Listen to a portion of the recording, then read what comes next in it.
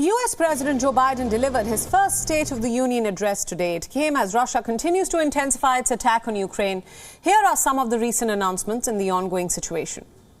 Now, Biden announced that the U.S. will ban Russian flights from its airspace, and the decision follows a similar move made by the European Union and Canada.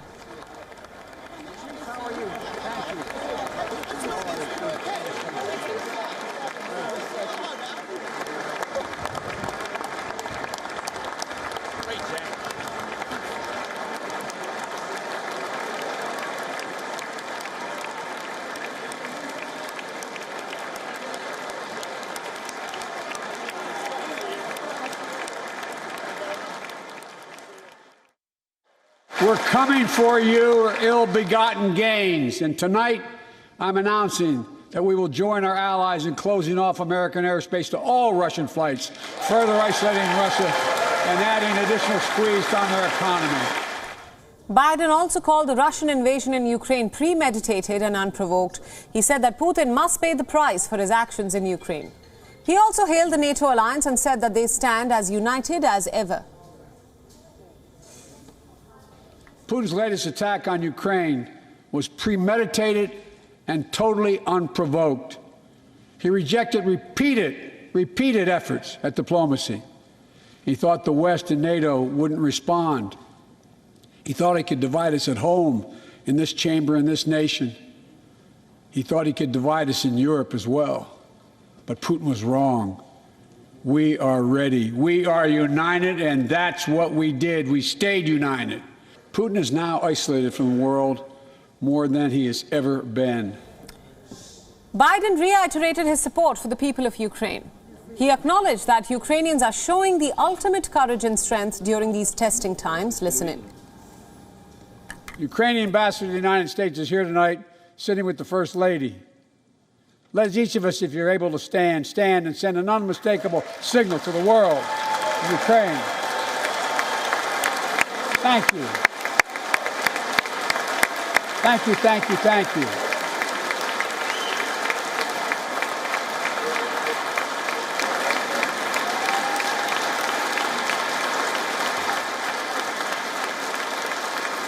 She's bright, she's strong, and she's resolved.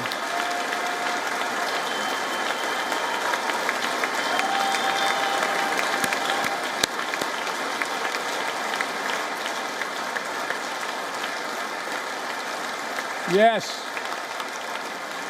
We, the United States of America, stand with the Ukrainian people.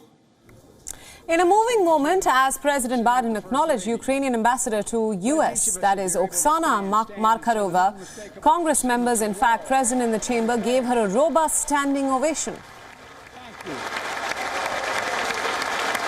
Thank you, thank you, thank you.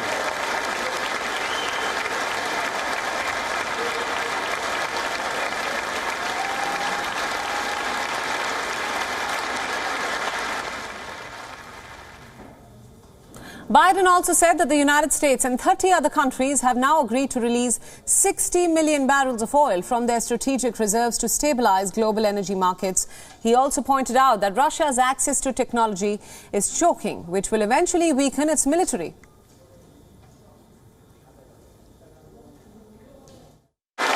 Together, along with our allies, we are right now enforcing powerful economic sanctions.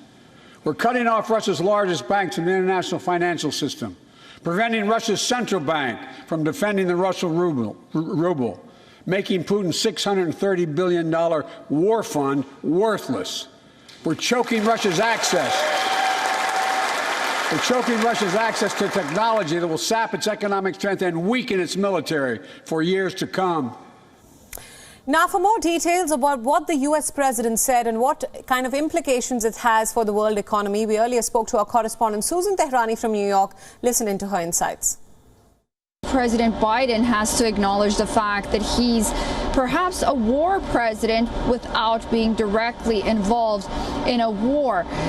his policies and his strategy initially was to really focus on some of his achievements during the past 13 months, albeit small, and perhaps lay a pathwork and groundwork for what's yet to come, in the year ahead. However, that strategy changed with the Russian invasion of Ukraine. As you mentioned, a lot of it will be focused on foreign policy, and some might say perhaps that might be better for this administration, considering the fact that not many Americans, only 29%, think that the nation is on the right track, and addressing a pessimistic public during a State of the Union perhaps will be easier said than done, and deviating public attention from what's happening here at home and his failures at home to a crisis overseas, although very catastrophic,